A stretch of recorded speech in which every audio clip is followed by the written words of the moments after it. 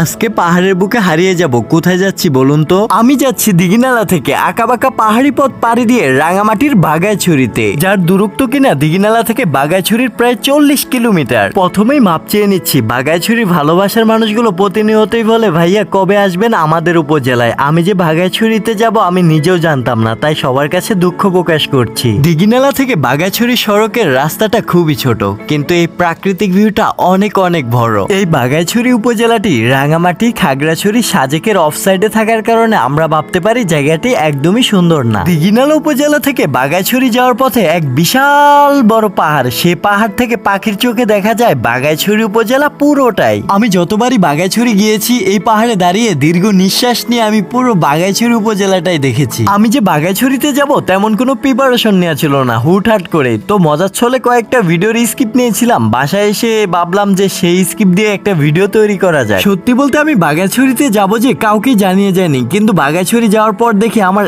এত পরিমাণ ভালোবাসার মানুষ, এই ছোট্ট সোহেলরানাকে যে এত পরিমাণ মানুষ ভালোবাসে যা আমি জীবনে কল্পনাও করতে পারি নাই। বাগাইছড়ির মানুষগুলো এক কথায় অনেক অনেক ভালো। অবশেষে চলে আসছি বাগাইছড়ির একদম কাছাকাছি। চলে আসলাম বাস স্টেশন, সামনে ব্রিজ, তারপর হচ্ছে যে বাগাইছড়ি শাপলা চত্বর। এই পর্যন্তই ছিল আজকের মিনি ব্লগ ভিডিও। ভিডিওটি কেমন লাগলো অবশ্যই কমেন্ট বক্সে জানাবেন। ধন্যবাদ, ভালো থাকবেন সবাই, আল্লাহ হাফেজ। দেখা হবে পরবর্তী কোনো এক ভিডিওতে।